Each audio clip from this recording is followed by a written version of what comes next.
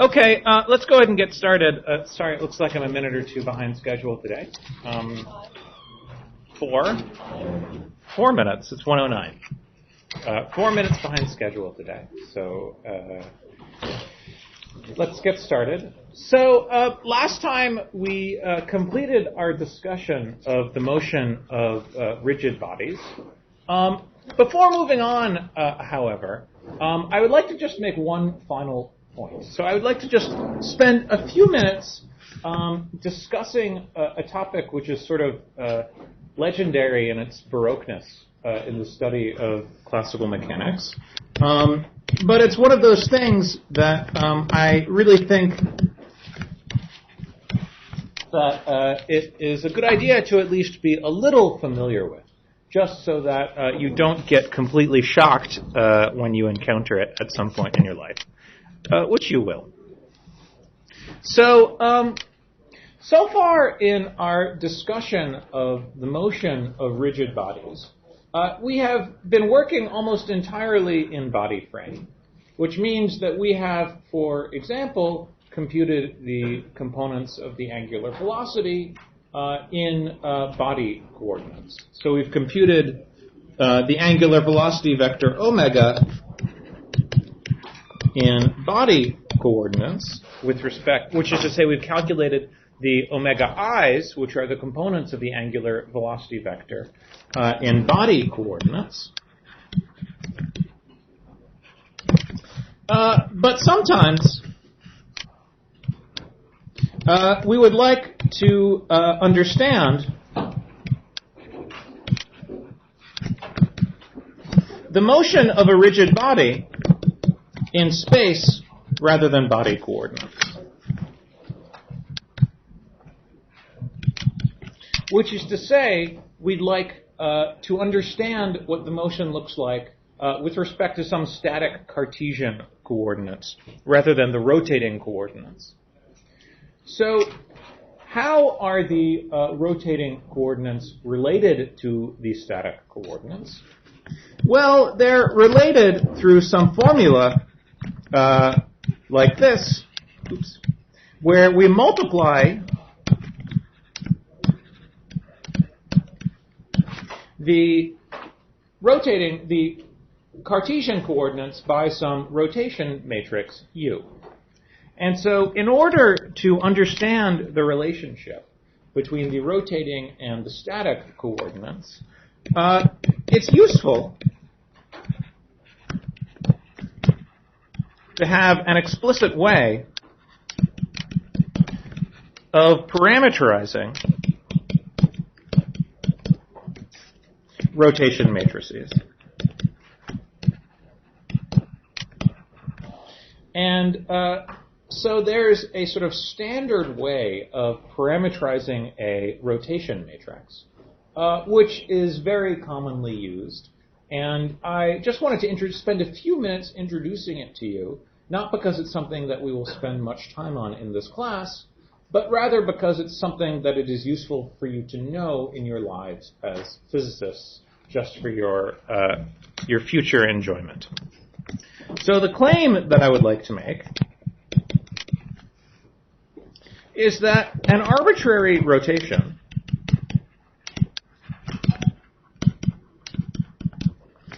say Uij, which is the 3x3 orthogonal matrix parameterizing the rotation, can be written as a product of three successive rotations about three different coordinate axes. So, in particular, the claim is that you can write an arbitrary rotation matrix, Uij, as a function of three angles, which I will call psi, theta, and phi. And the way that we write this rotation matrix is we write it as a product of three terms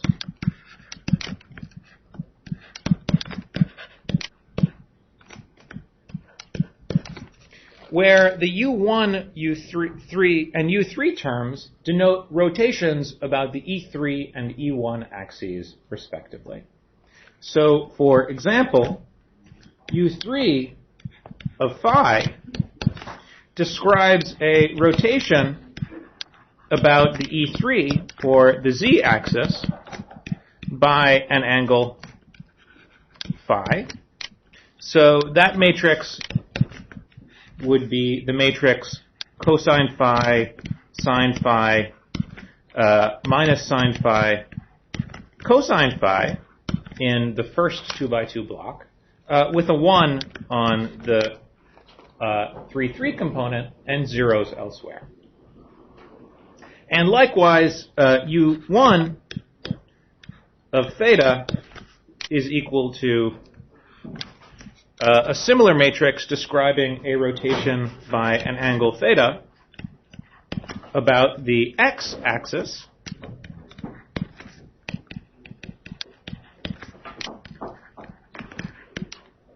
and U3 of psi denotes a rotation by an angle psi about the z-axis again. And so the claim, which is not something that I will prove to you, but I will simply state as a true statement, and you will believe me because I am an honest and trustworthy person, is that an arbitrary rotation can be written as a product of 3 successive rotations in this manner. And if you would like to prove this, then it is really not very hard to do. You just note that you just imagine you have 2 different coordinate axes, and you imagine the successive series of rotations one has to do in order to map one set of coordinate axes to another. And so it's some rather simple geometry to verify that this is the case. And it's geometry that's worked out in the book, if you are interested. There was a question? Yes, just which one is the most recent? 313, the index of U. U3 is not 3 is not a spatial index. So U3 denotes a rotation about the z-axis. U1 about the x. About the x-axis. And so that is what I have tried to indicate here with this matrix. So I could put zeros there if that's helpful. Yes. But they're not rotations about the same z-axis. So, for example, what does U3 of phi do? So U3 of phi means that if we started with the the static EI prime coordinates, then we define a new set of coordinates, we could call them EJ double prime, which are related to the primed coordinates by multiplication by the matrix U3. So that would be a sum on I U3 IJ EI vector prime. And so this U3 phi matrix represents a rotation about the z-axis of the static Cartesian coordinate system. But then U1 of theta represents a rotation where we take these double primed coordinates and we go to a coordinate system that I could call E3 EI triple prime, which is related by multiplication by the U1 of theta matrix. And this represents a rotation about the x-axis of the double primed coordinates. So this represents a rotation about the EX double prime axis. And likewise, U3 of psi represents a rotation about the z-axis of the triple primed coordinate system. And so that allows us to finally define the rotating coordinates, EI, as the sum over J, say, U3 psi IJ EJ triple prime.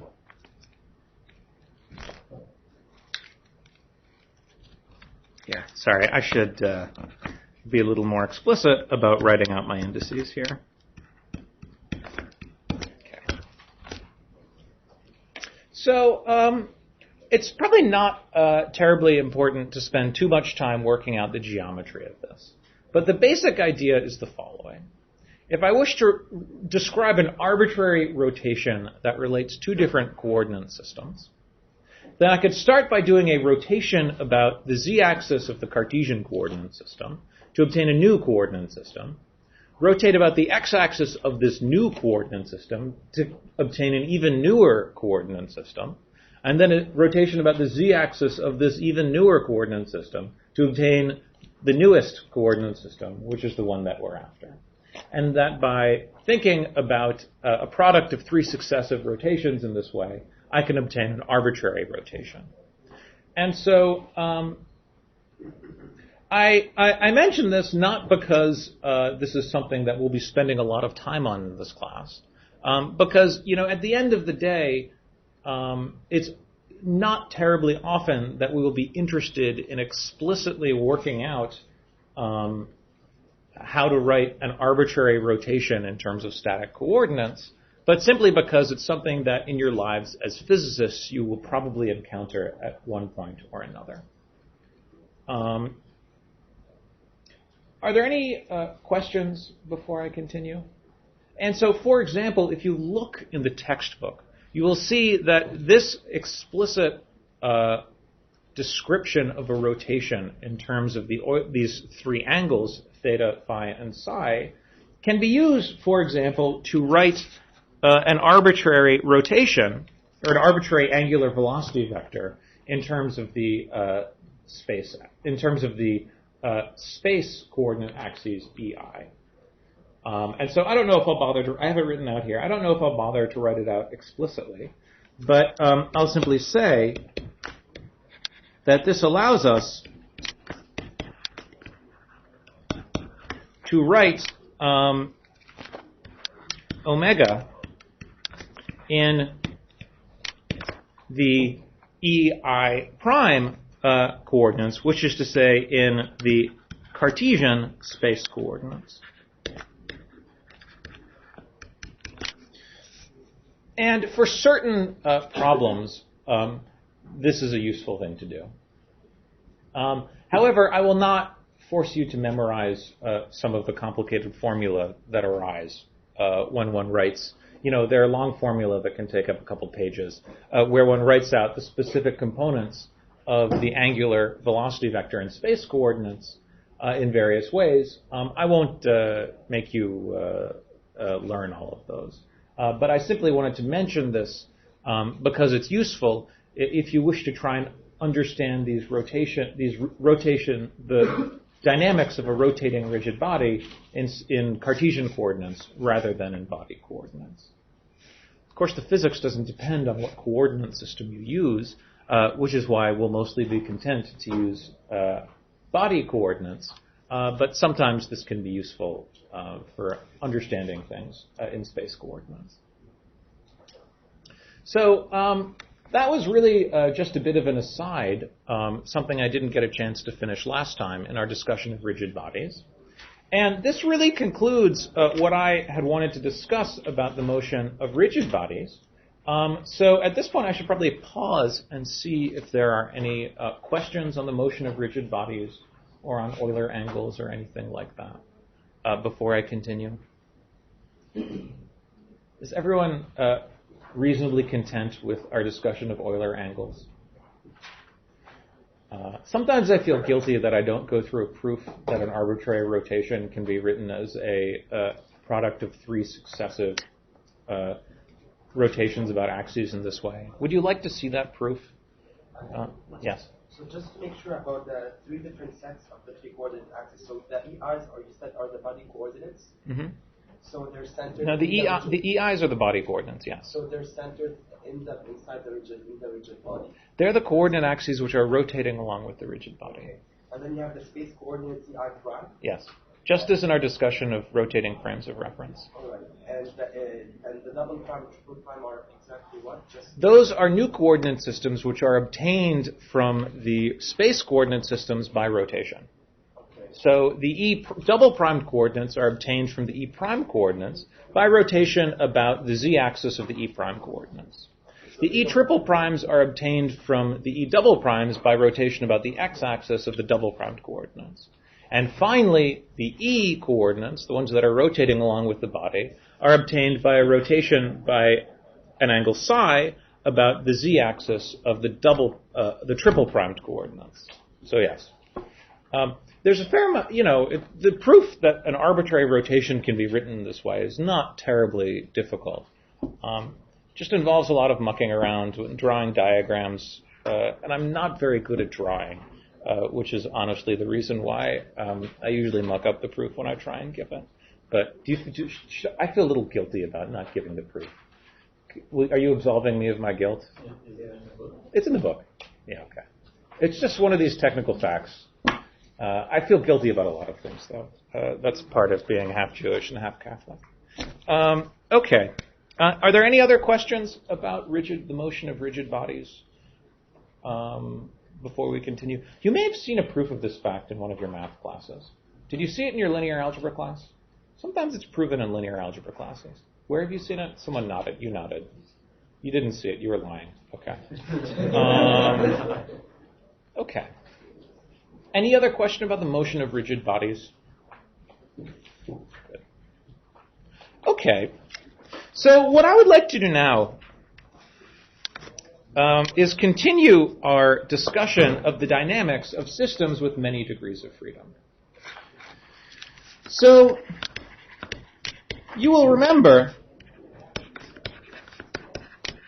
that we started out by discussing systems with one degree of freedom, and over the last month or so, we have gradually worked our way up to successively more complicated systems. We studied the Kepler problem, which had 6 degrees of freedom, but really could be reduced to 1 degree of freedom. And then we proceeded to study the motion of rigid bodies, which has 3 degrees of freedom, and it's really just 3 degrees of freedom. In the generic case, there's not much you can do to try and understand the full dynamics, except study those 3 coupled differential equations which describe the dynamics of a rigid body. And so what I would like to do now is consider a bit more systematically the study of mechanical systems with more than 1 degree of freedom. And in particular, what I would like to do is I would like to start with the following remarkable claim. So let me remind you that for a system with 1 degree of freedom, the near equilibrium behavior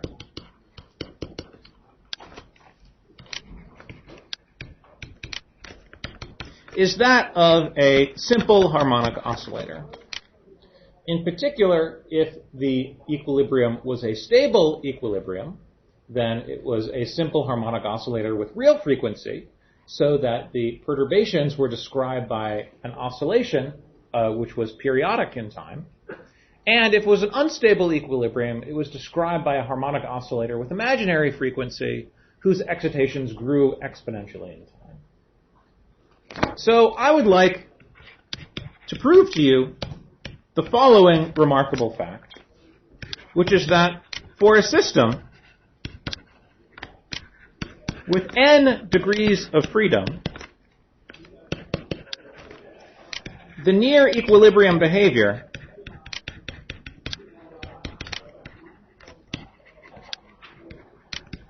is that of n simple harmonic oscillators.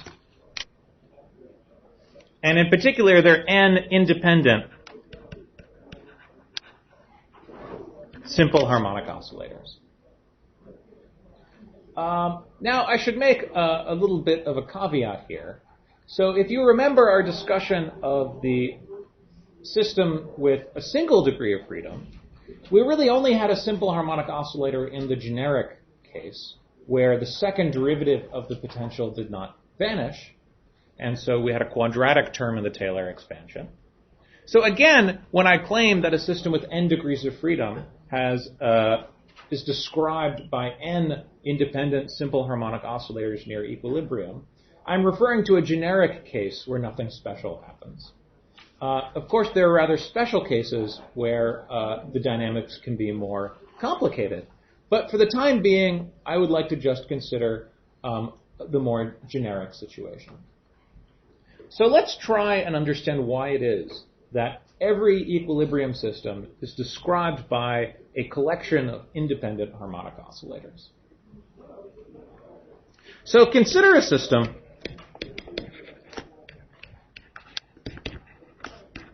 with n degrees of freedom, qi, where I runs from 1 up to n. So what is the most generic Lagrangian that I could imagine writing down? Well, the most generic Lagrangian that I could imagine writing down would first have a kinetic term, which is quadratic in the time derivatives of the degrees of freedom qi. So the most general such term, which I could write down, which is quadratic in the derivative in the velocities qi, would be the sum over ij, tij, qi dot qj dot, where the tij is some set of n squared quantities, which themselves could be some functions of the qi. And we could also imagine having some potential, which is some arbitrary functions of the q's. And so this system that I have written down here is a very general Lagrangian for an arbitrary mechanical system with some complicated-looking potential and kinetic term. And the only thing that I will assume about this system is that, first of all, as a matrix, this kinetic energy matrix, Tij, is symmetric. So why does that have to be the case? Well, you can see from the form of the kinetic energy that I have written down here, Q dot I, Q dot J is the same if I interchanged I and J. Q dot I, Q dot J is equal to Q dot J, Q dot I. So because of that, I could always choose my kinetic energy matrix, Tij, to be symmetric. Everyone with me so far? Yes. If Q dot I to Q dot J is interchangeable, why does it imply that Tij and Tji, is interchangeable too? Well, let's put it this way. If you want to be a little more explicit, I could write this term as follows.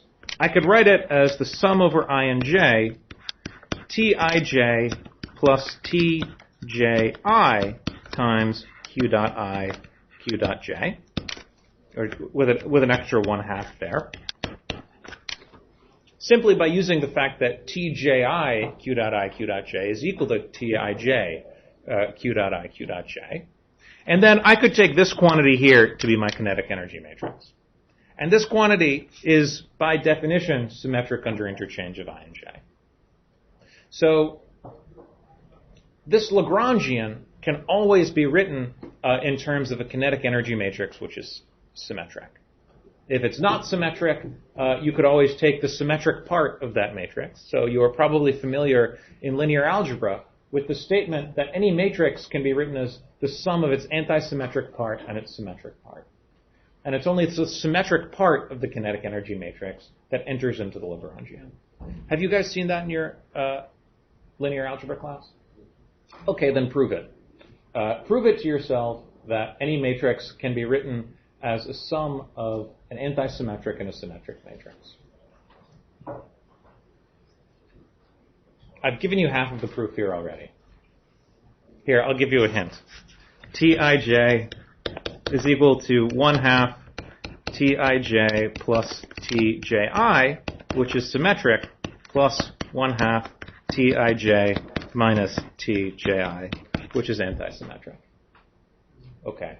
So every matrix can be written as a sum of a symmetric and antisymmetric matrix. So you can see that the only part of the kinetic energy matrix that enters into our Lagrangian is the symmetric part. So I will just assume that the kinetic energy is symmetric for that reason. Any anti-symmetric part of it doesn't matter. Okay. The second assumption that I will make is that as a matrix, Tij is invertible. And the reason why I assume that Tij is invertible is that otherwise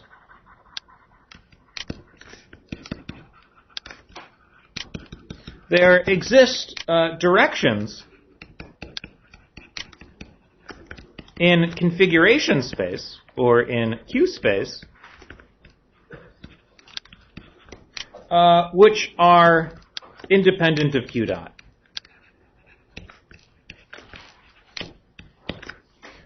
Or to say it a little more precisely, if Tij is not invertible, then as a matrix, that means that Tij has a zero eigenvector, or a null space in the language of linear algebra.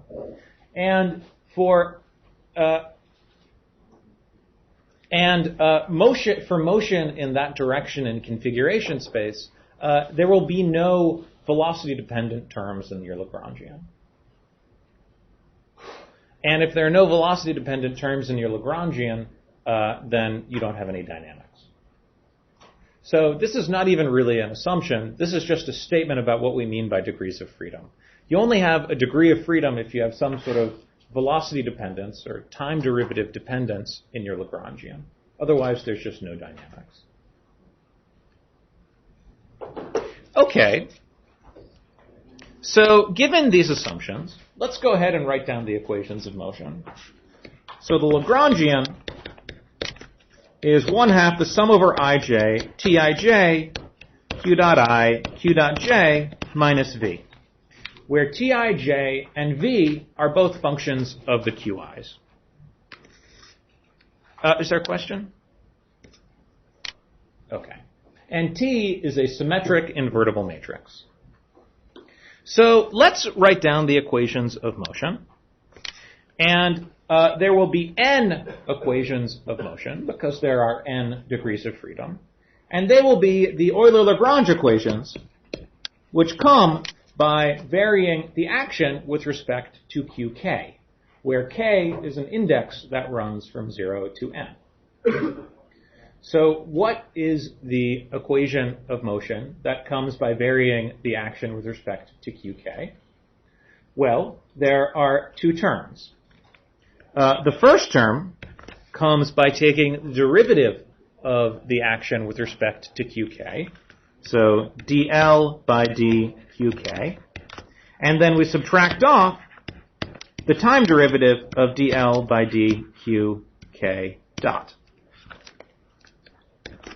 So in writing this out, I would like to remind you of the following, which is that when I write my Lagrangian in terms of a sum over I and j, Tij, qi dot, qj dot, I and j are just sort of indices which I am summing over. Whereas k here is the index which denotes the q that I am varying the action with respect to which. With which respect to I am varying the action, with respect to which I am varying the action. I strive to eliminate dangling participles at all times. So k is the index which tells us which variable I am varying the action with respect to. I didn't do it there. So what is dl by dqk? Well, let's calculate the derivative of that first term. So that is 1/2 sum over ij times dt by dqk, dtij by dqk, q dot I, q dot j, then minus the derivative of v with respect to qk. And then we subtract off the total time derivative of the derivative of the Lagrangian with respect to q dot k. And what is that? Well, remember Q dot I and Q dot J are just summed over. The I and J indices are summed over. And what we need to do is extract the dependence on Q dot K, where K is fixed. So if you look at it, you'll see that this is just the sum over I of T I K Q dot I. Right? Because if J, so this is the term that arises when J is equal to K. When J is equal to K, I take the derivative with respect to QK dot, and I get TIK Q dot I.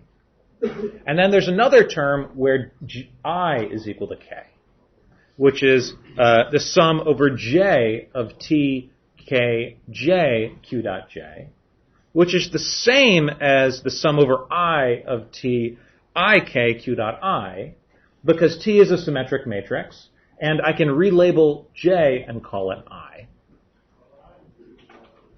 So that set of manipulations was a little fast. If that was too fast, then I recommend you write it all out explicitly for, say, the case where n is equal to 2, and you will see that, in fact, everything that I've said is completely kosher. Is everyone clear on this expression? Yes. Just I want to make sure for the first term dt by dq, right? Mm-hmm. So t depends on q dot. T depends on q, not on q dot. Remember, the Lagrangian is quadratic in the q dots, which is why I explicitly wrote these q dots here. And t is just some function of q, which describes the dependence of the kinetic term on q. Any questions on any other questions? Okay. So let's work this out.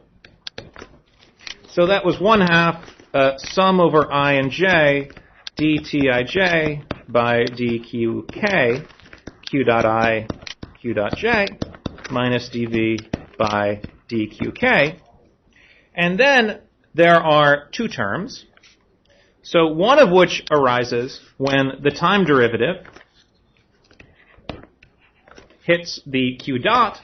So that would be a sum over I, tik q double dot I. And the second term arises when the time derivative hits the t. Now t is a function of q, and q itself is a function of time. So if you want to evaluate the time derivative of t, you need to use the chain rule, and you get the sum over I and k of the derivative of I and j, of this derivative of tik with respect to qj of qj dot qi dot. Is that clear? So all I have done is take the term where this time derivative acts on this term and use the chain rule to write that as the sum over j of tik by dqj times qj dot. That's just the chain rule for taking derivatives. And so I can combine, so you see that there are these two very similar looking terms here. So if I wanted to, I could rewrite this equation of motion as follows. So I have the sum over I, tik q double dot I, plus the sum over I and j of two terms, dtik by dqj minus 1/2 dtij by dqk times q dot I, q dot j. And finally, plus dv by dqk is all equal to 0. So I have not done anything in writing this expression except collect together those two terms, both of which are proportional to the squares of the velocities q dot.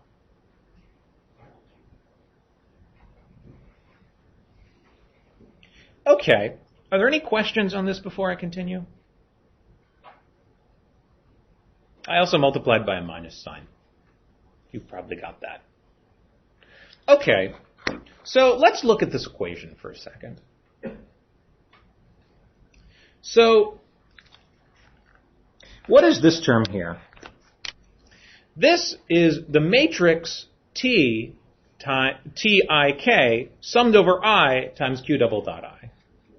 Or if I wanted to, because the matrix T is symmetric, I could write that as Tki times Q double dot I. So if I think of Q double dot I as an n component vector, this is just the matrix T times that n component vector. And the matrix T is invertible. So I could multiply this equation by the inverse of the matrix T to get an expression for Q double dot. Is that clear? In particular, what I could do is I could define the matrix T inverse, which will be an n by n matrix. So I'll call its indices KL. And the definition of the matrix KL, T inverse KL, is that the sum over L, T inverse KL, T, say, Lj, is equal to delta Kj. It's the Kronecker delta symbol, which is equal to 1 if k is equal to j and 0 otherwise. That's the statement that T inverse times T is equal to the identity matrix. Okay, so let's go ahead and multiply this equation by T inverse KL and sum over K. Here, let's write this as follows. Lk times Ki, just to make it look a little more similar to the expression that we have above, is equal to delta Li. So when we do this, what do we get? You get that Q double dot L is equal to minus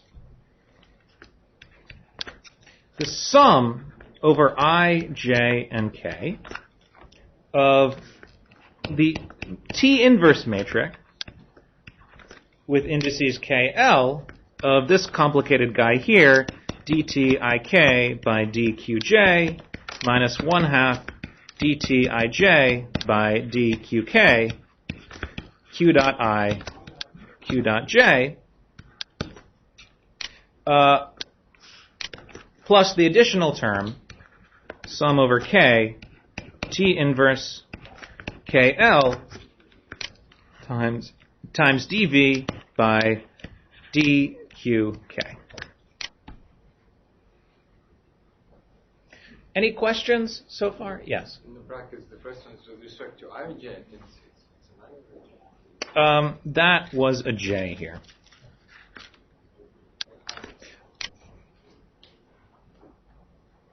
Thank you. Any other questions? So this is the set of n equations of motion for an arbitrary system with n degrees of freedom, with arbitrary kinetic term and arbitrary potential. Now, it doesn't look particularly friendly. So there are various notations that people use to simplify this expression. So for example, this expression here, T inverse times that particular collection of derivatives of the kinetic energy matrix, has a name. It's sometimes called the Christoffel symbol. It appears in general relativity all the time. This is not, however, a class on general relativity, so we won't spend too much time staring at it. But it has a name, and people like to study it. But instead, what I would like to do is, rather than continue focusing on the general situation, I would like to just look at equilibrium solutions of this system of n degrees of freedom. Before I do so, are there any questions? Okay.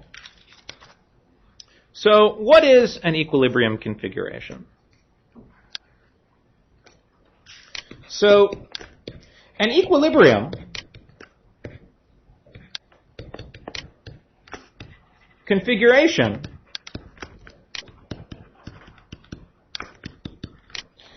is a solution where all of the QIs are constant, and they remain constant for all time. So that means that not only is QI constant, so it's something that we could call QI naught, which is a set of n constants, but QI dot is equal to 0. And likewise, all of the higher derivatives, QI double dot and so forth, will be equal to 0.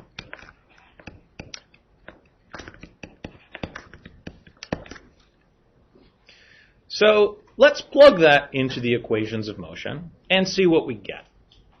So if you're looking for a solution to the equations of motion with Q dot and Q double dot equals to 0, then you can immediately see that this term here on the left-hand side vanishes, and this term here, involving all of the various derivatives of the kinetic energy matrix, vanish. And all we are left with is this term here. And what is that term? That term is the matrix T inverse, which is invertible, times the vector dv by dqk, thought of as an n-component vector. So that will vanish only when the derivatives of v with respect to all of the qk's vanish. So what we see is that an equilibrium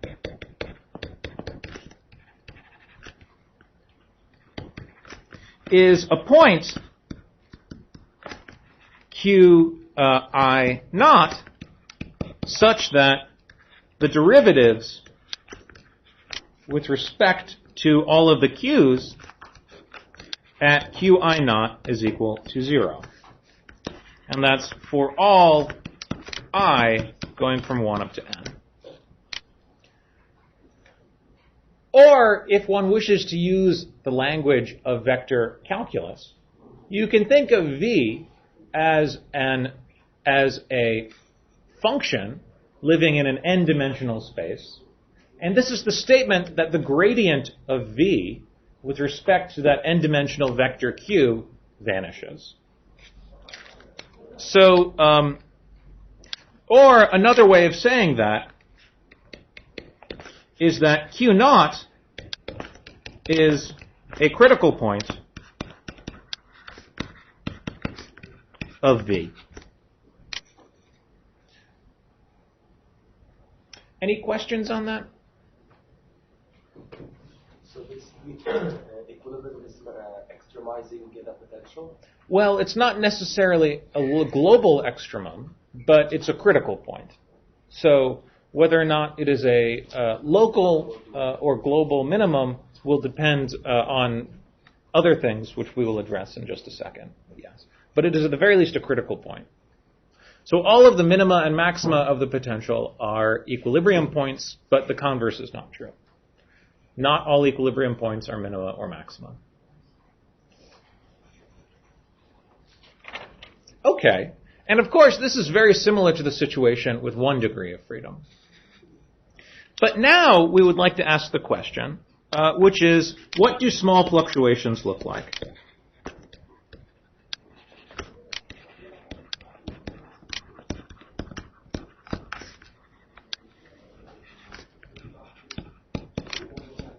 So let's imagine that our dynamical variables Qi are very close to this equilibrium point, which is the critical point of the potential, but not exactly at the critical point. So Qi will be Qi naught plus eta I, where eta I is the set of n quantities which describe the deviation of the system from being exactly at an equilibrium point. And what we would like to do is understand the dynamics when these eta i's are very small. And so we will expand the equations of motion to linear order in the eta i's.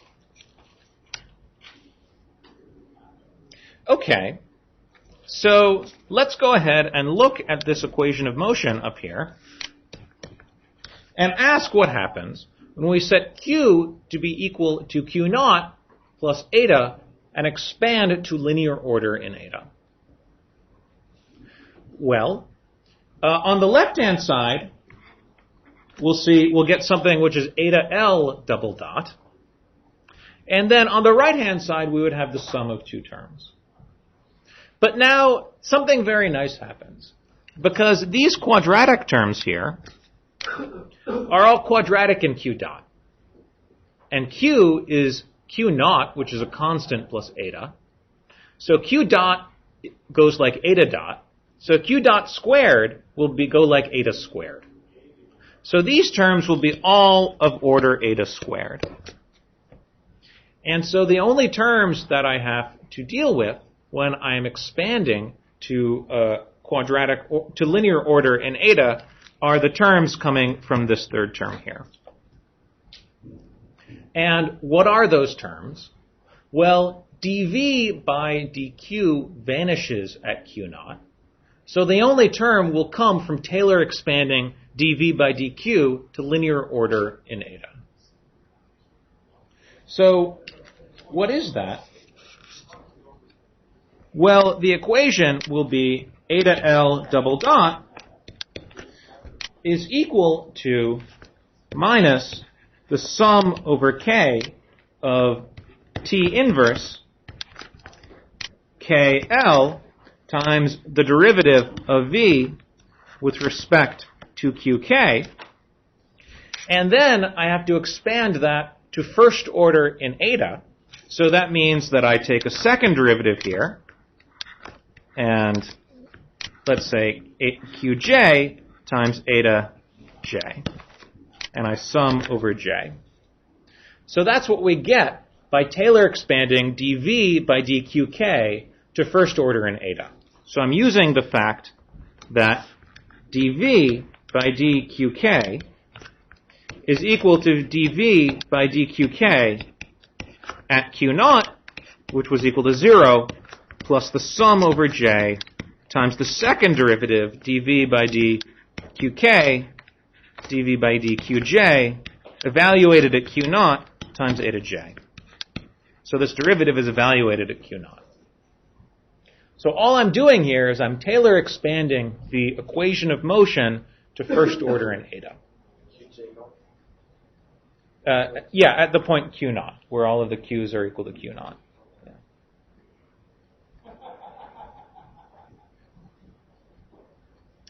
Are there any questions on this?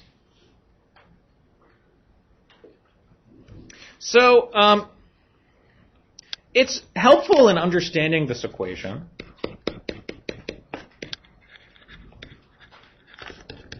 to write this in vector notation or in matrix notation.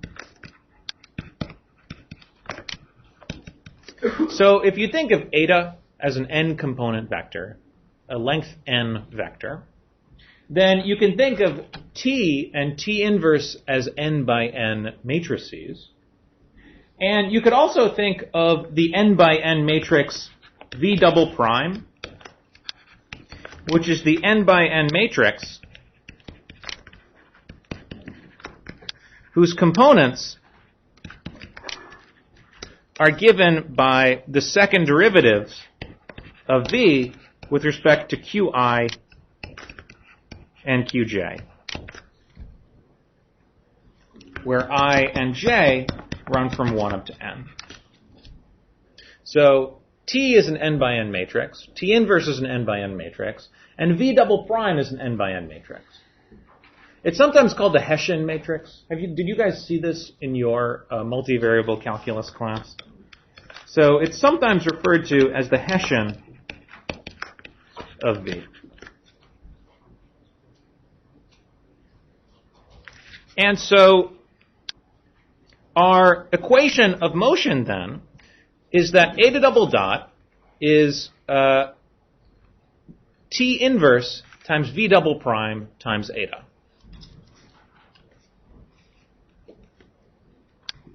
So the equation of motion says that eta double dot, thought of as an n-component vector, is minus T inverse V double prime times eta, where T inverse and V double prime act on eta via the usual matrix multiplication. And so if you want, we could go through that a little more explicitly. So just remember that, well, we've gone through this a couple times before. So matrix multiplication means that you sum over one common index between two matrices. And the action of a matrix on a vector means you sum over one of the indices of the matrix along with the index of the vector. And so you can see that this expression here, the equation of motion for eta double dot, in matrix notation, is just eta double dot is equal to T inverse V double prime times eta. Or eta double dot is equal to F times eta, where F is the n by n matrix, which is minus T inverse times V double prime, where I multiply those together using matrix multiplication. So, are there any questions on this? So what we've seen is that the dynamics of a small fluctuation, a small perturbation around an equilibrium, is given by a linear matrix differential equation. Did you guys study matrix differential equations in your differential equations class? Well, even if you didn't study it in your differential equations class, you studied it in your linear algebra class, even though that's not what they told you were doing. So that's okay if you haven't seen it, because we're going to study it right now, because it only takes 5 minutes. Okay, so how do we find the solutions of this equation? So let's first imagine that that we were looking at this equation. Eta double dot is F times eta. But we were looking at it where things were not matrices and vectors, but just numbers. Then eta double dot is equal to F times eta would be easy to solve. You would just have exponentials or sines and cosines depending on the sign of F. So now how do we go about solving that equation where eta is a vector and F is a matrix? Any ideas?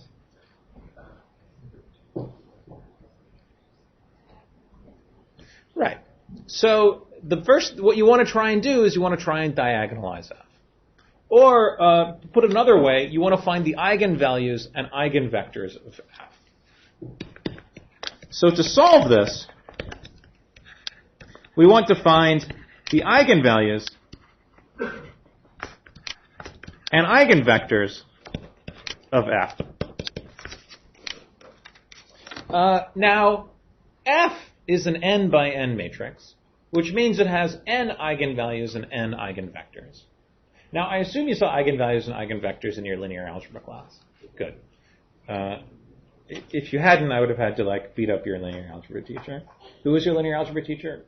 Is he bigger than me? No. Okay. Then yeah. Okay. What's that? He has a big beard. Okay. Well. Okay. So there are n eigenvectors. So I will label them by an index A, where A runs from 1 up to n. So I'll call them mu A, where A runs from 1 up to n, labels the eigenvectors.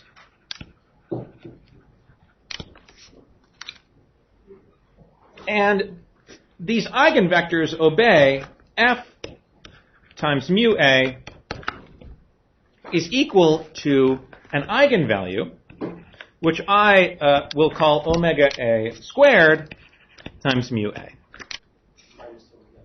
Minus omega a squared times mu a, where these omega a squared are the eigenvalues.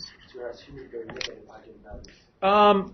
Well, I have not told you that omega is real. Remember that I am calling these eigenvalues omega squareds rather than omegas, because I have taught this class before, and I know what is coming next. I am calling these omega squareds in analogy with the simple harmonic oscillator, whose frequency was omega, which was real or imaginary depending on whether we had a stable or an unstable equilibrium. So, alternatively, because f is minus t inverse times v double prime, I could multiply both sides of this equation by t, and this equation would be v double prime times mu a is equal to minus, it would be omega a squared t times mu a. There was a minus sign that canceled, so this minus sign canceled the minus sign in the definition of f.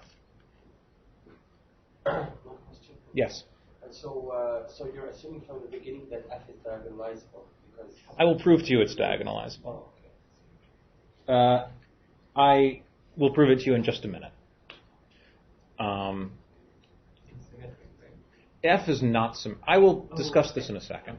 But f is not symmetric, but it is the product of two symmetric matrices, which suffices to show that it is diagonal with real eigenvalues. Diagonalizable with real eigenvalues.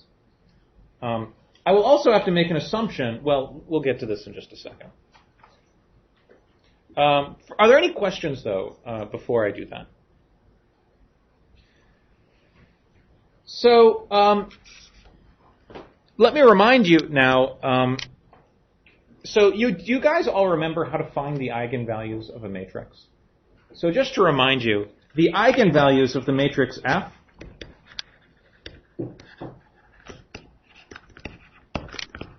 are the solutions of the characteristic equation, which is the statement that the determinant of F plus omega a squared times the identity matrix is equal to 0.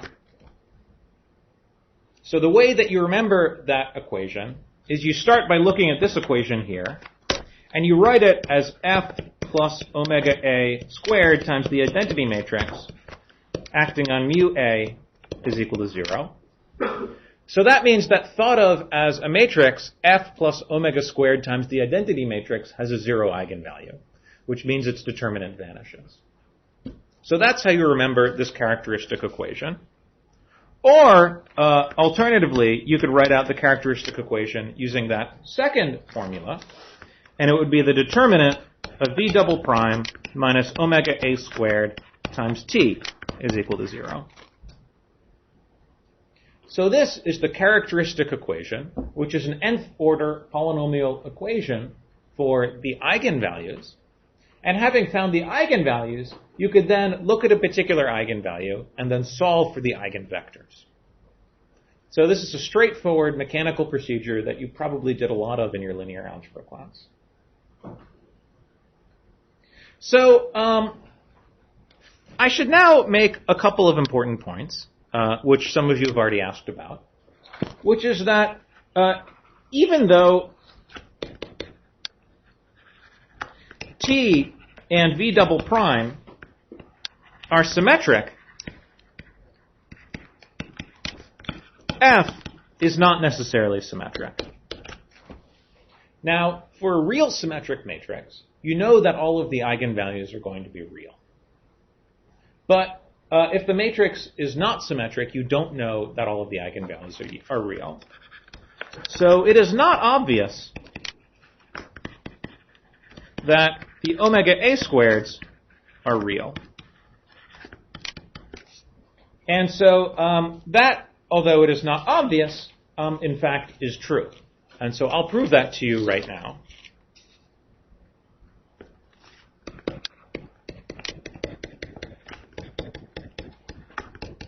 So what is the proof? Well, let's remember what the equation for the eigenvalues are. So omega a squared times t acting on mu a is equal to v double prime acting on mu a. So mu a is an eigenvalue, an eigenvector. I have not proven to you that it is real. In general, at this point, the mu a's could be complex vectors. No rule against that. And so what I will do is multiply both sides of this equation by mu a dagger. And what that tells us is that omega a squared is equal to mu a dagger times v double prime times mu a over mu a dagger times t times mu a. However, so I just multiplied both sides of this equation by mu a dagger and divided through to solve for omega a squared. However, because v double prime is symmetric and real, that implies that mu a dagger v double prime times mu a is real.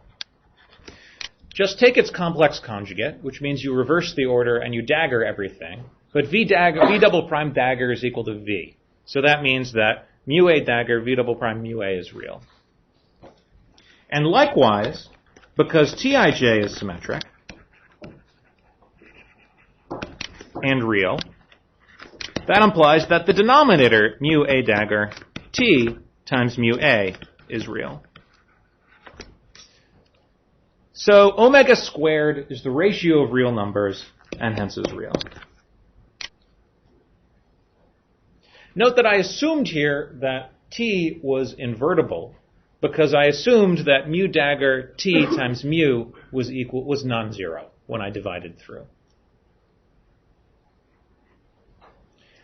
Okay, any questions on that? So, what I would like to do now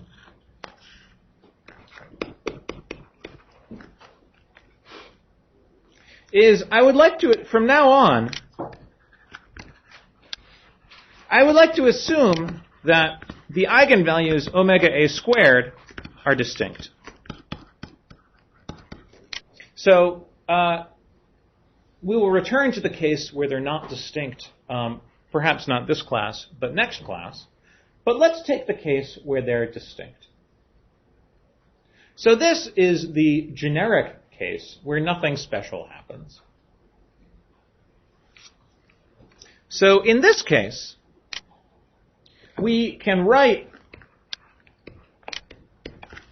our vector eta, which described the deviation of the system from equilibrium, and we can decompose it in terms of the eigenvectors. So remember that the basis of eigenvectors forms a linear basis for the for Rn, or rather, if you have an n by n matrix with n real eigenvalues, then the eigenvectors of that matrix form a basis for your vector space. So we can expand our small perturbation eta as a linear combination of these eigenvectors. And then let's go ahead and write down the equation of motion. So the equation of motion says that 0 is equal to eta double dot minus f times eta,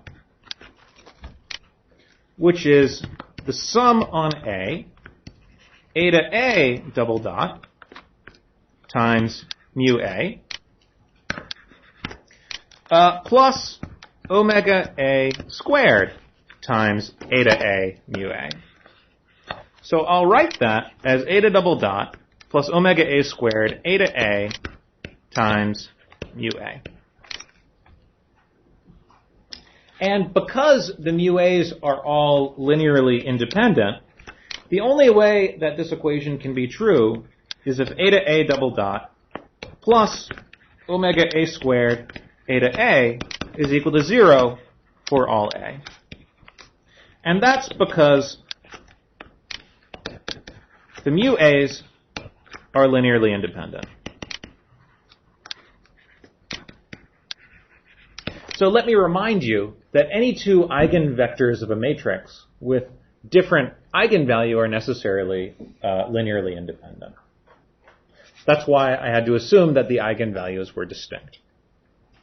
Having made that assumption, however, we see that the dynamics, when we write it in terms of this basis of eigenvalues, is precisely that of n simple harmonic oscillators. So the near equilibrium dynamics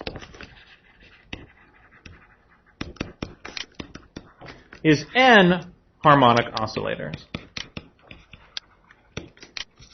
Or more precisely, we see that there are two different cases.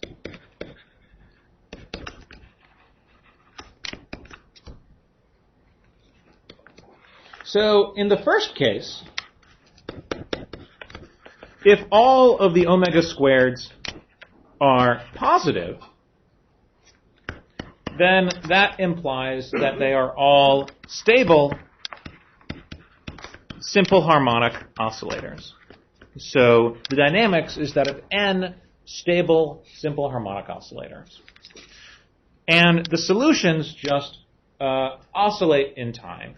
So eta A will be some constant, which is the amplitude times e to the I omega A t. So that's why I used the notation omega squared for the eigenvalue, of course. Because these omega A's are just the frequencies of the oscillation around the equilibrium point. So the omega A's are the n frequencies of oscillation. And so this case, where all of the omega A squares are positive, is a stable equilibrium.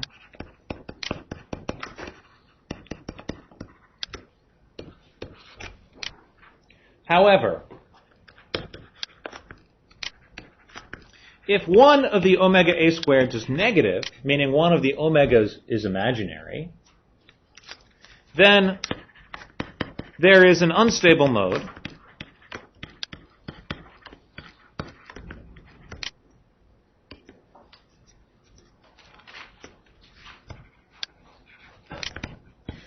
which grows exponentially in time.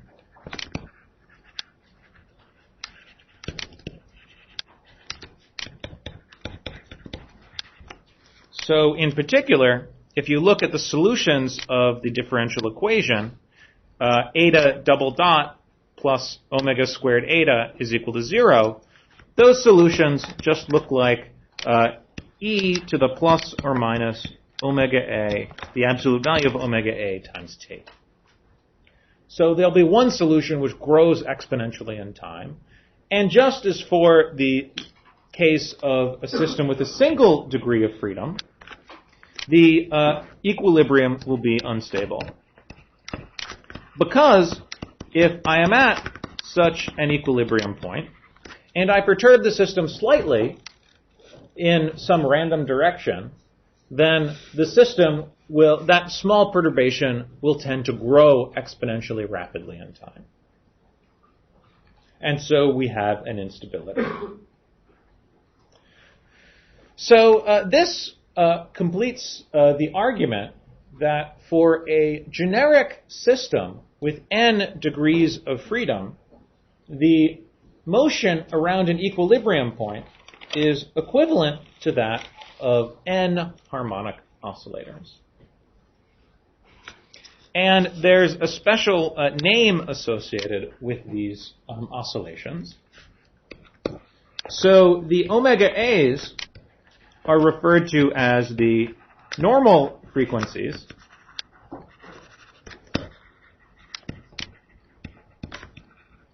of the motion of the system. And the mu a's are referred to as the normal modes.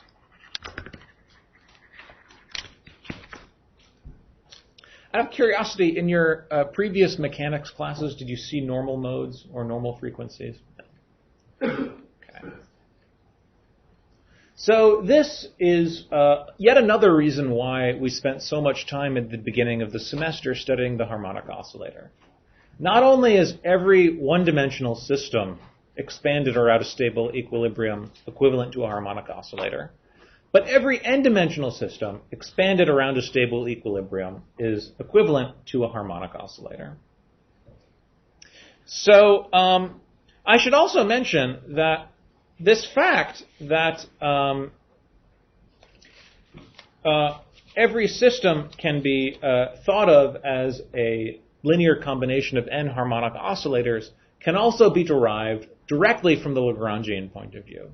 So I derived it by looking at the equations of motion and expanding the equations of motion to linear order.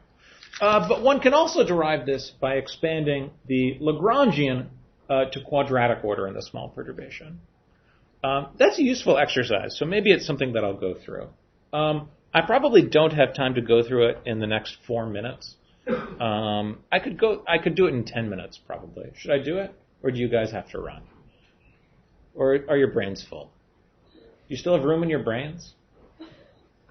Yeah? No? Okay. Well, we've seen a lot today. So maybe rather than trying to fit in another derivation in the last 4 minutes, I will just wax poetic for a minute. So this fact that any n-dimensional system expanded around an equilibrium point is equivalent to a set of harmonic oscillators is one of those deep, beautiful, and incredibly useful facts about physics. Because most systems that you study are near an equilibrium point, at least if you're lucky. And so what that means is that a great majority of physics can be reduced to that of a collection of harmonic oscillators. There's a great quote that I heard from a relatively famous physicist, which I'm probably going to butcher. But the effect of this quote is that all physics is either harmonic oscillators or it's unsolvable. And that's, not quite true, but morally speaking, it's true. I'll see if I can dig up the exact quote. For example, you spent a lot of time in your quantum mechanics class studying the quantum mechanics of a harmonic oscillator. And you may have wondered why that's true. Well, you didn't wonder why it's true, but you may have wondered why you spent all that time on the harmonic oscillator. And the reason you spent all that time on the harmonic oscillator is that everything is a harmonic oscillator. For example, if you want to study the small fluctuations of any system about equilibrium, then unless you're particularly unlucky and some of the assumptions that I've made here today turn out to be false, the mechanics, both classical and quantum, of that system will be that of a collection of harmonic oscillators. Very famously, if you wish to study the quantum mechanics of the electromagnetic field, for example, this is what Planck did, and this is what other people did, at the turn of the 20th century. They showed that the dynamics of the electromagnetic field is equivalent to the dynamics of a collection of oscillators.